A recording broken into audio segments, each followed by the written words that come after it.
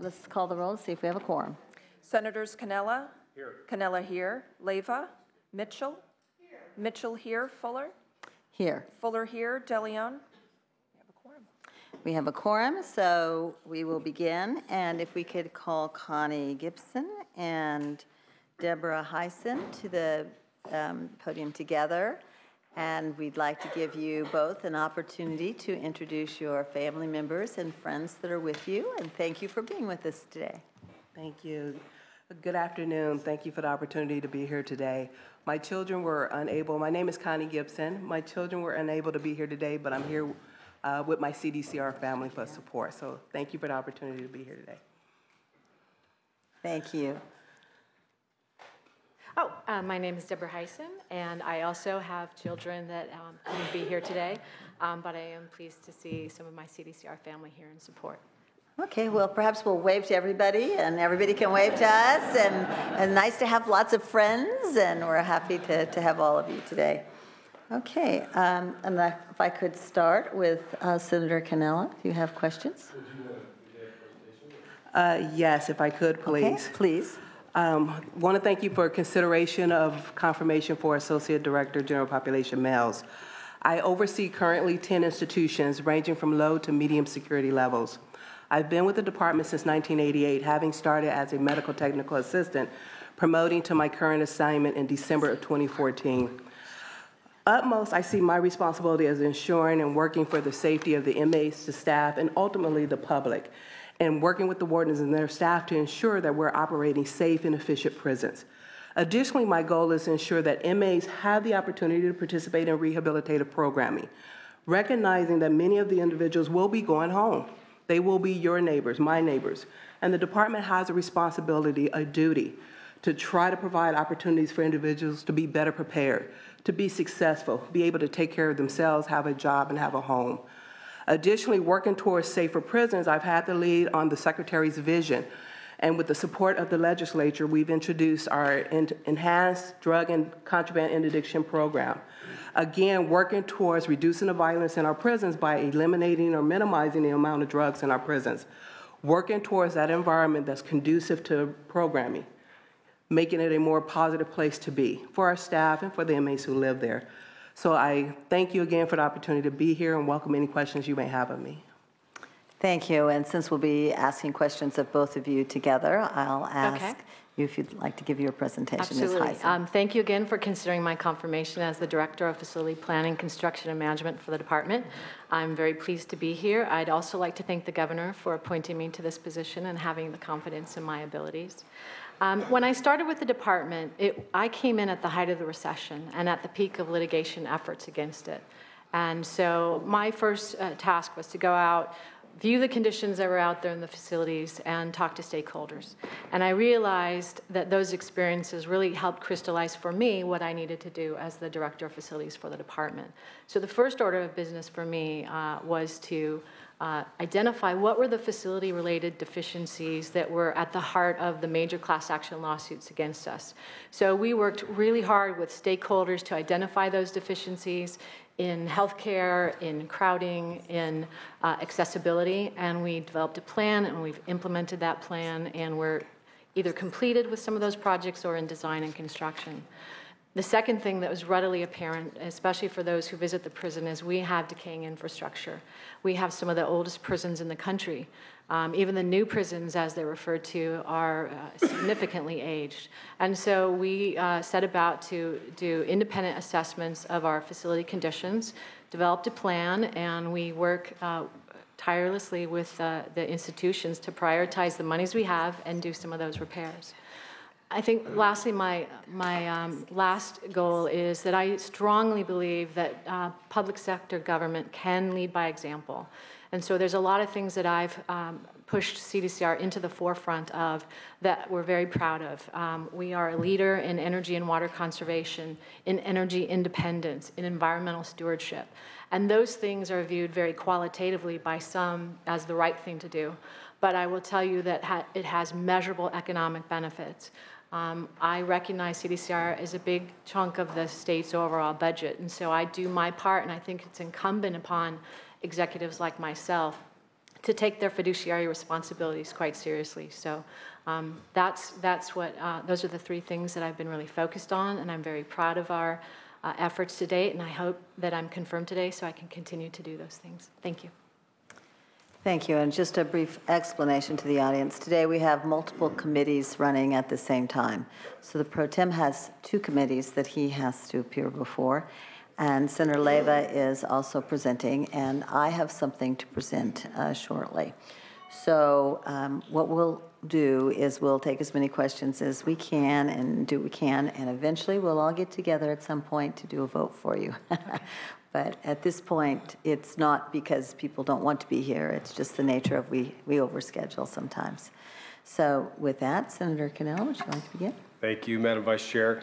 I had an opportunity to talk with both of you today, and I was very impressed with your knowledge and your dedication, and so I look forward to supporting you both today. So thank you. Thank you. Senator Mitchell, do you have any questions? Just one, thank you, Madam Vice Chair. I do of Ms. Hyson. We had a brief conversation, but I think it's an issue that a number of our colleagues have focused on, has budget implications. I serve on the Budget Committee. And it really deals with the variety of balls you have to juggle between managing just a huge, I was blown away when I saw the statistic, like 43 million square feet.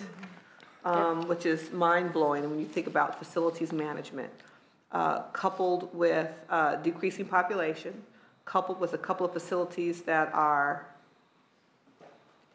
100 years old or better, coupled with a political and legislative climate where we continue to monitor very closely the CDCR budget and have a full expectation that our investment in CDCR should be decreasing.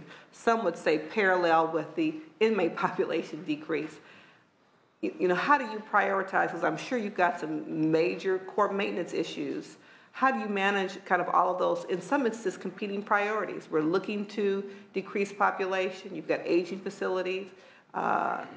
You have a legislative body that's not really interested in increasing CDCR's budget, particularly over the long term when we don't expect to continue to have to maintain a number of those facilities. How do you prioritize and do what you need to do for the health and safety of inmates?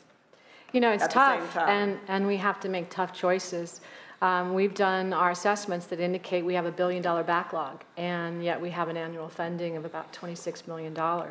And so we have to be real strategic. We have to figure out where is our highest bang for the buck.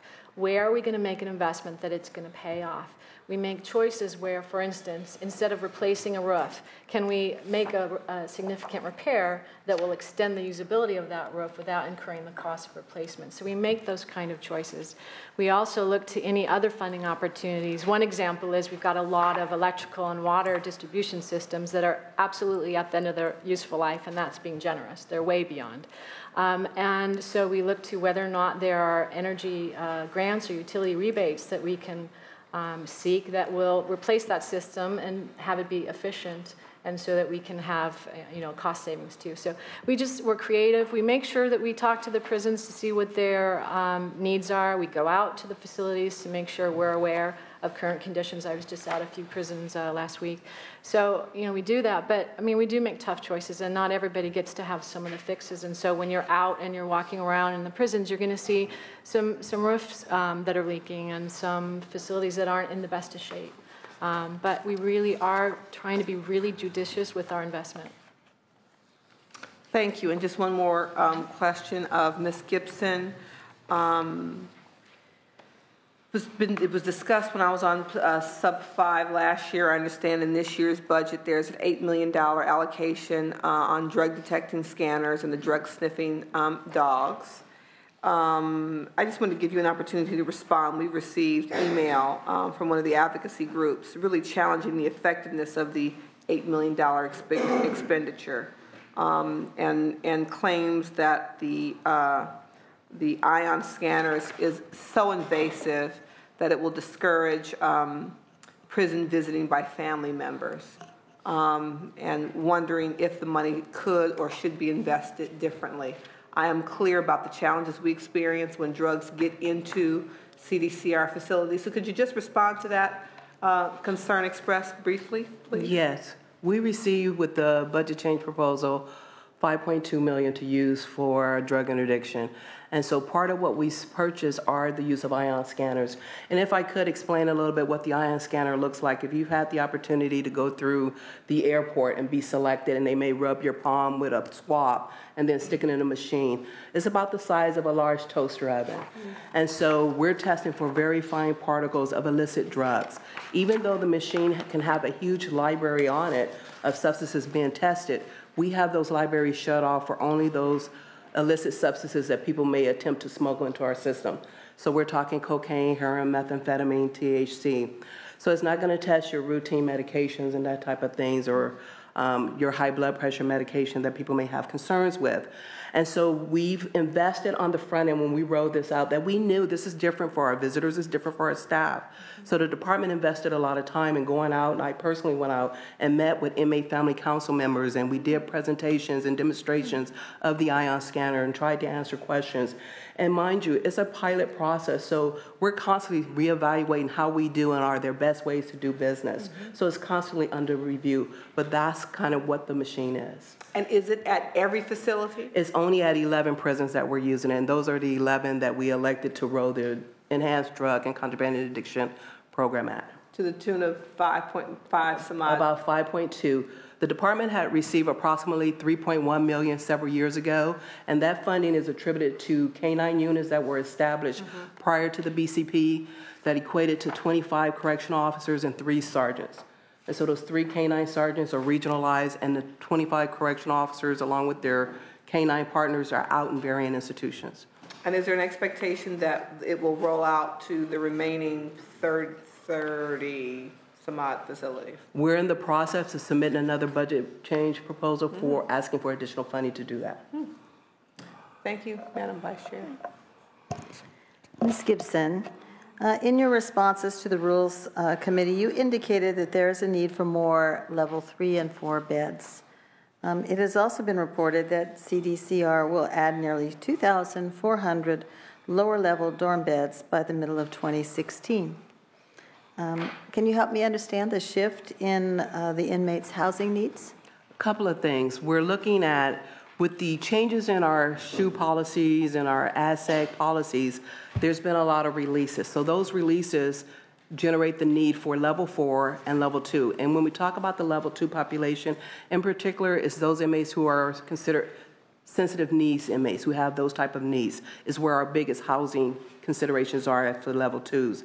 On level 4s, we need them all: general population, sensitive needs, enhanced outpatient level of care. The other thing that drives it too is we're looking at talking about bringing out-of-state inmates back in. That also creates it. Plus, currently, we have out of level 2 inmates that we need to move from level 3 facilities into level 2s. And so those beds, those infill beds that are coming up at one of our facilities are desperately needed, because when you're talking about over 2,000 inmates that need to be moved, and that goes to getting the right inmate in the least restrictive housing that he can, so that he or she can have access to programming. That's what we're working towards, trying to get the inmates into the right beds. And so it's several factors that have kind of driven that need for those level 2 SNYs and then level 4s across the board. And to either of you, have there been any changes in facilities required based on the sensitive health population in Coalinga to the Valley Fever and moving some of those eligibles out or around? Start now. You can go ahead. Okay, so we have made some facility changes at those Pleasant Valley and Avenal in particular. We've gone to a higher level of filtration, and we have made sure we put in place policies for keeping doors and windows closed, adding door sweeps at the bottoms of the thresholds. And so, we've done some of those things in an effort to at least control the dust there. During construction, we're going to be doing some construction at both those prisons for healthcare improvements, and we have adopted very strict standards for dust control that we plan to implement when we're doing that construction. So those are the things that we're doing, at least in those 2 prisons. Did you have to do a large number of population shifting? We have had to move some inmates out who were predisposed to COXI. So yes, we have had to do that. And we're just wrapping the tail end of that up. So you've been able to move people in or you're not moving new people in, or? We are moving people in, yes. We're working to backfill both Avenal and Pleasant Valley. Okay, thank you.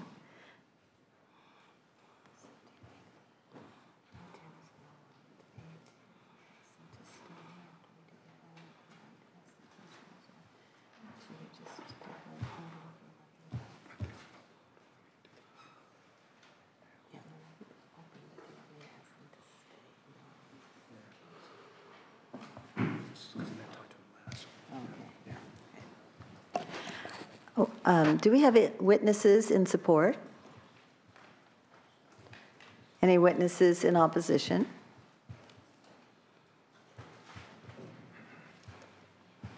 Hi, I'm actually not in opposition, but I have concerns. So we don't support or oppose Ms. Gibson and have no comment on the other candidate.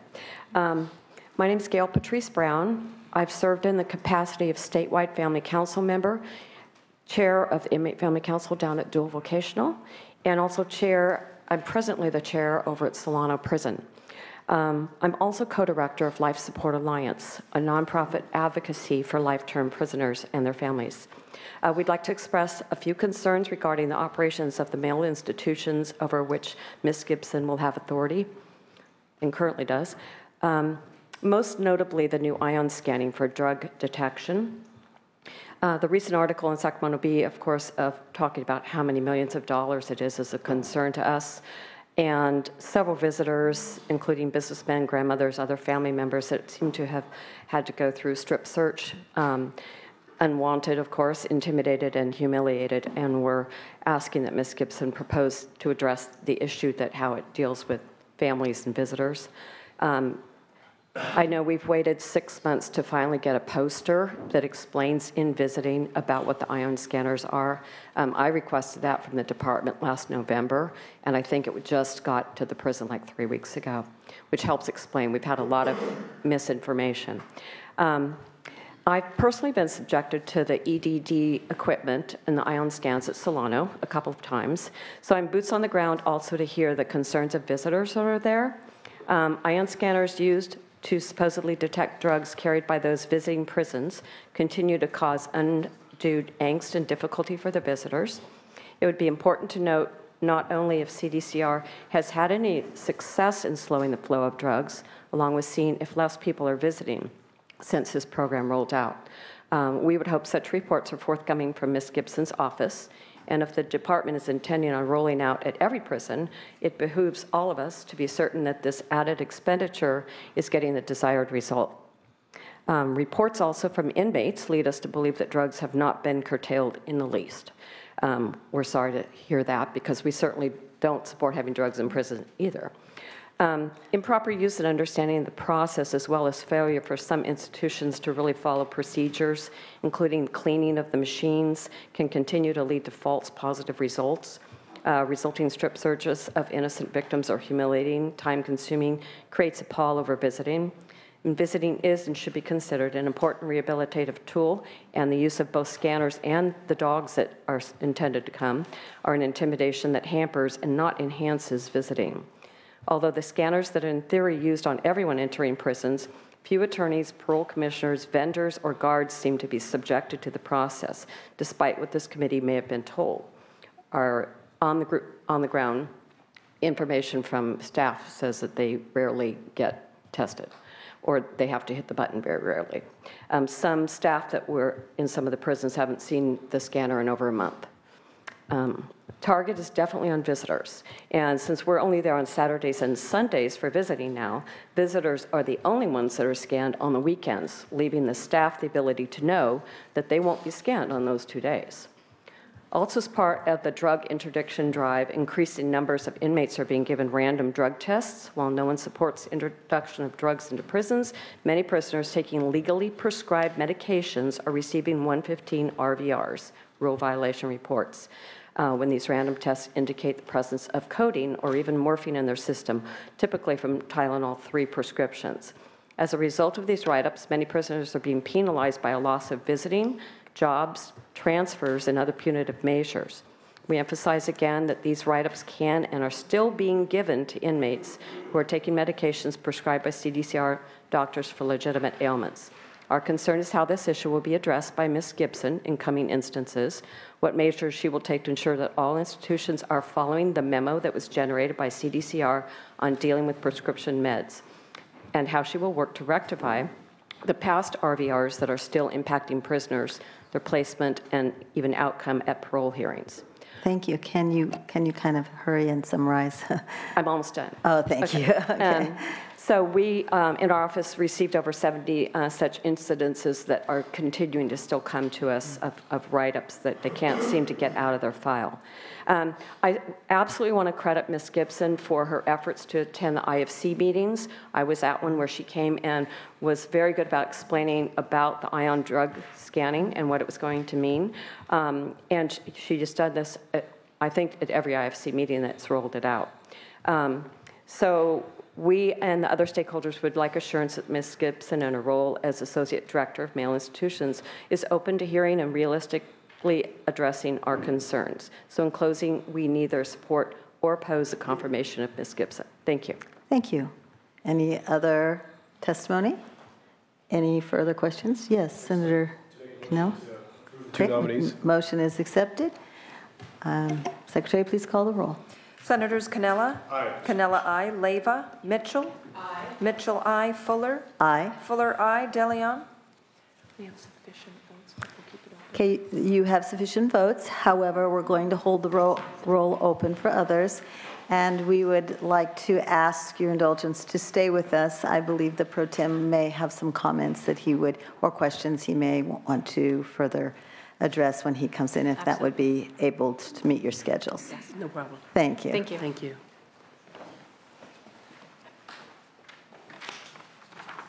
Okay, at this time, I'd like to call Felicia Marcus to the dais. Welcome, Felicia. Thank you. Good afternoon. Good afternoon. Would you like to introduce your friends and guests? Well, I too, my family couldn't come with me today, and I'm here with my administration and state board family. I appreciate them being here along with some friends.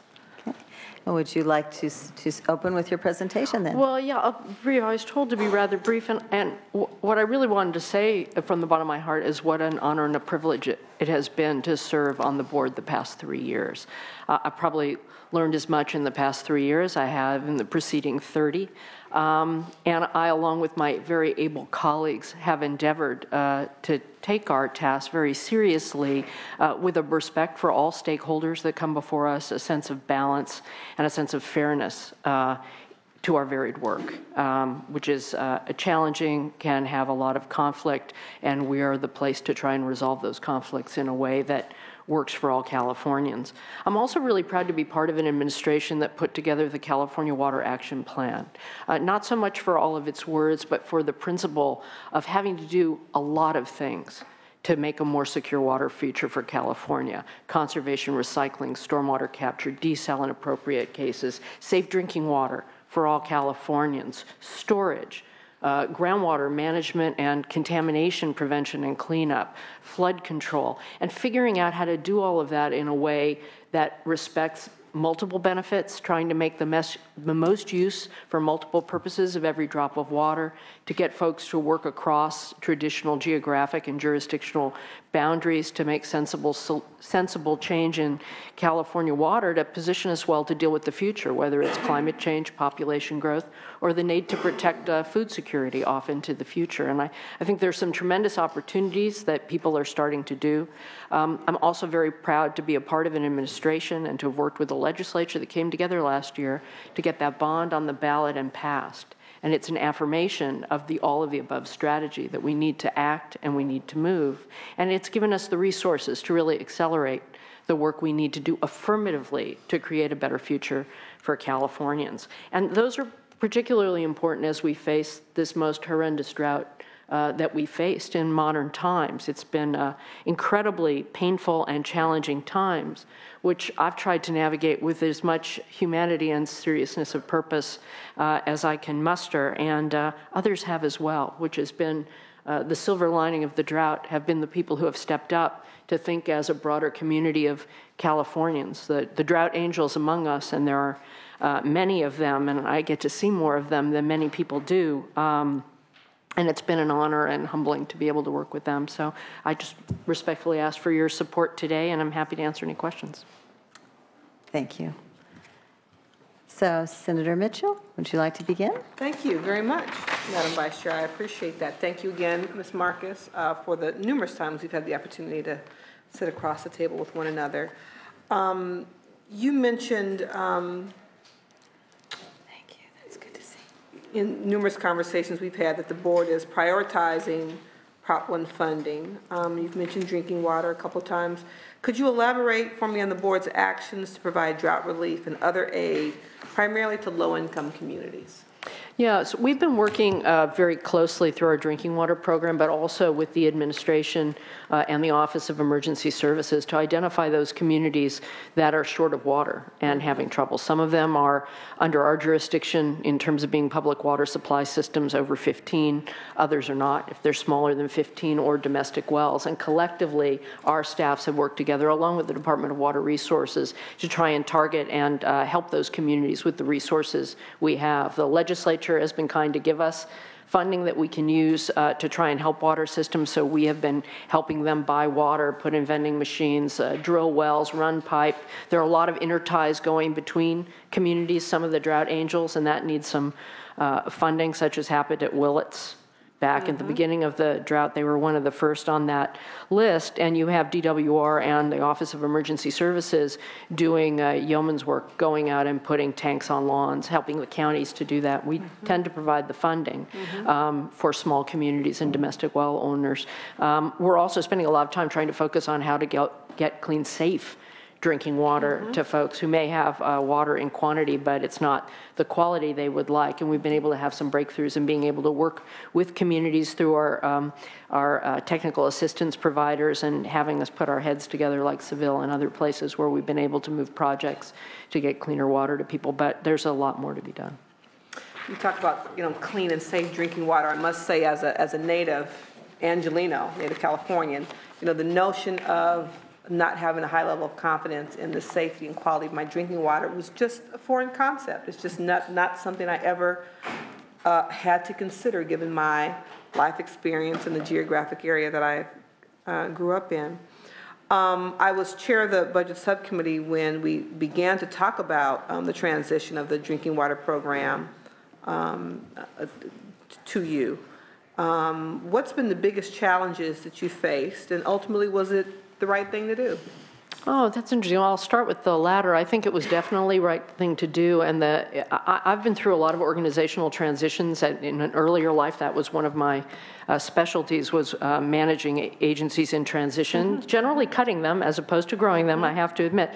But doing it with humanity and attention to what was right for the people and for the organization. Here I anticipated there being more challenges, but it has been an amazingly smooth transition organizationally as our respective staffs seem to be delighting in their new colleagues and the ability to cross-solve some problems. We have different strengths, different tools. Sometimes it just goes down to different ability to do computer programming or an ability to move procurement faster. Again, the drinking water program has become a large part of a much smaller institution, and so we've been able to find some synergies organizationally. So all of that is going very well.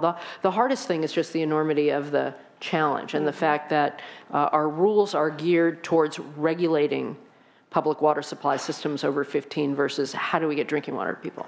And we're trying to do everything we can within our power, and you all have given us tools through short-term funding, but also through the bond money, so that now we have a tremendous amount of money to help communities with their wastewater and their drinking water needs. One-stop shopping is great not only for outsiders, but also for the people inside. But we're going to have to try and find ways to help with O&M beyond that 2-year grace that we've gotten in the bond. So the hardest thing is figuring out how are we going to work with you all to figure that out, and that's a longer-term dialogue and discussion. Thank you, appreciate you. it. Thank you, Madam Vice Chair. Thank you. Senator Cannella. Yes, thank you, Madam Vice Chair. Thank you, Ms. Marcus, for being here. I appreciated our very lengthy discussion That was great. yesterday. Thank you. These are obviously the things we talked about yesterday, and the things I'm going to bring up again today are just very important to my district. My district is largely an agricultural district, and we've seen massive cutbacks in water use, and we're seeing fallowing of hundreds of thousands of acres, and it has a real detriment on my community, detriment on the folks that work in the community. So I just want to go through a few of these questions again today. We talked about briefly just to make sure I understood everything you said. But with the drought as harsh as it's been, there's been a loss of water, even to those with senior most water rights. Is there a process for those folks to regain their water rights once the drought is over? Has there been any thought given to where things for them will stand after the drought? So we've curtailed water rights. What happens when it starts raining again, hopefully this year? Yeah, the first thing we do is we lift curtailments. Last year, it's a very much of a ministerial effort. The water rights system is one that's pretty strict. When the supply and demand curves cross and there's not enough water to supply all the water rights holders, we cut it going up. Like juniors are cut off 100% in favor of their seniors. Fortunately, many people, particularly if they're junior or even seniors who are junior to other seniors, have multiple water rights and have made plans or have localized storage where they put water away, or they're lucky enough to have groundwater near them. But as soon as those supply and demand curves uncross, we lift curtailments. So last year, for example, for the junior water rights holders, where we were able to do, or we chose to do curtailments via regulation, it was more a nimble system. We gave people notice that they should be watching by email, and when the rains came, we even lifted curtailments temporarily so that people could take water while it was raining, and then we re-implemented it. It's sort of a math issue. And so water rights, embedded in water rights in a seniority system, is that your water right is that it will be curtailed when we reach a certain point, and when we're not at that point anymore, you're uncurtailed. There's not a word of uncurtailed or decurtailed, but we lift the curtailment. Okay. Well, I appreciate that it's math, not emotion. I think yes, we all absolutely. agree with math when it comes to water. Right. Assuming the drought persists, it's going to be difficult for many local agencies to manage groundwater to the extent necessary for basins to recover. In the end, do you foresee state intervention in many groundwater basins because local sustainability agencies just can't do the job?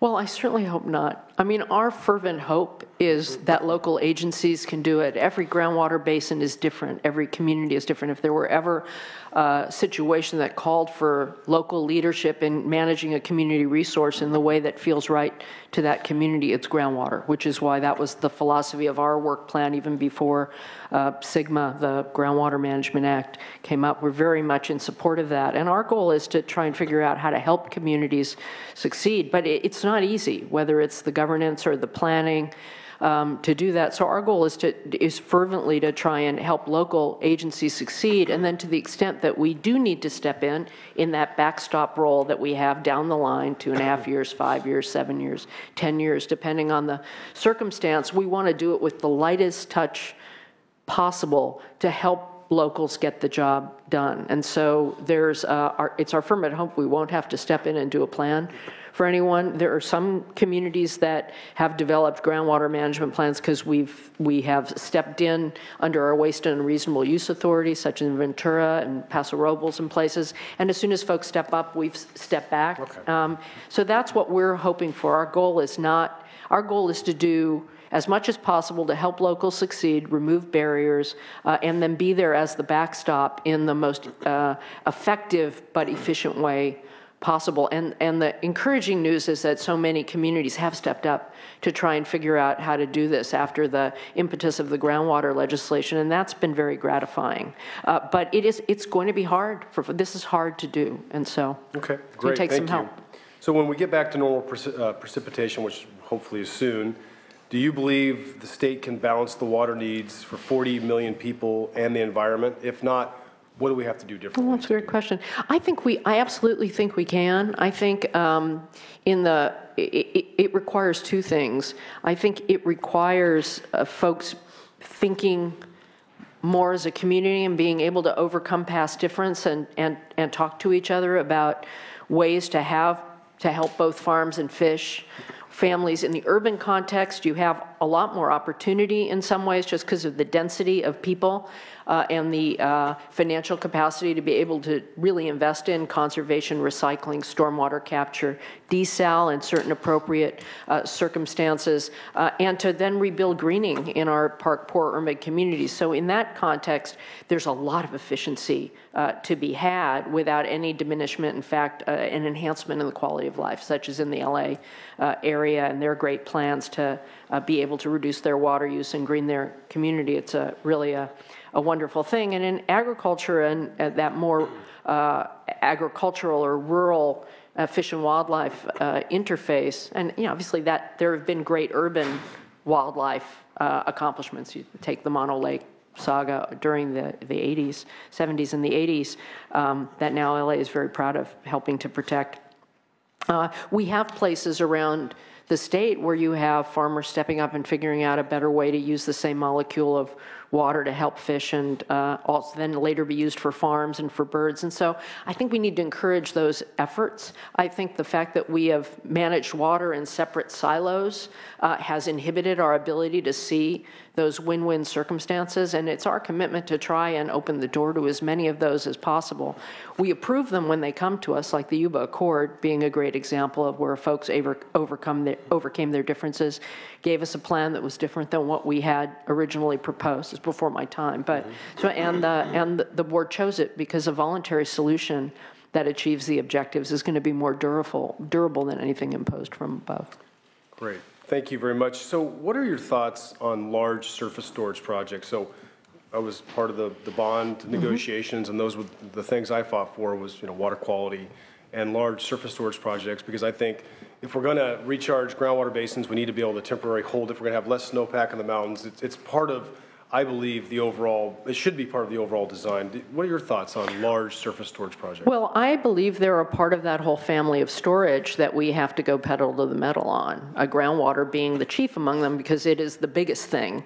Locally controlled, it's the biggest thing that you can use that can approximate in size the loss of snowpack that we're going to see. And whether it's 2, 3, 4, 5 decades, we're going to see it according to the climate change predictions as we have higher temperatures and more of that rain, that precipitation falls as rain rather than snow. So there's no time to waste. And so I'm with the Water Action Plan, all of the above, big, small, above ground and below ground. Okay. Each surface storage project has to stand on its own merits, have its own local sponsors, and make sure it doesn't do undue harm. So it's got to stand on its own. Some have gotten through in the years since I worked on this in the 90s, the last time we tried to come together in a big way. Los Vaqueros came through. I suspect they'll come through again. And I know there are people promoting other projects, and they'll need to propose the projects. Thank you. So, and I know certain things you can't talk about, but so I'll ask the question. If you can't talk about it, you can't talk about it. But please tell me a little bit about flows. The board's last proposal recommended a 35% increase in unimpaired flows. And then there was some discussion you might go to 40%. What's the justification for these increases? And what is the proposed timing, and will there be a balance between critical time for farmers and for fish? Great, and this is the Bay Delta objectives and standards update, so I can't talk about it. It's in draft, so we don't have a new draft out yet. It's still in process. But we did come out with a proposal shortly after I got here that proposed a 35%, actually a range of 20 to 40% unimpaired flow. The idea of that proposal, which wasn't actually, and I'll get to the basis of it, wasn't actually well understood, and I will acknowledge probably wasn't well explained, and we're hoping to both have a better justified and better explained proposal when we come back. That the ability to explain things that are complex is important to me, but it's hard to do. And so that's something that I think is important in the public policy arena. So my pledge is to work a lot harder on it in this round. But the idea was to set an unimpaired flow that mimicked the natural hydrology so that everybody shares in the cuts, everybody shares in the wet years, and you can adjust it. The idea, though, was to come up with a block of water, and then there was an invitation in the proposal, which wasn't really understood by many, to come up with a better idea, to form a council of, water districts, environmentalists, fish agencies to come make a proposal of a better way to use less water to meet the objectives of the plan, which are to help restore healthy fisheries.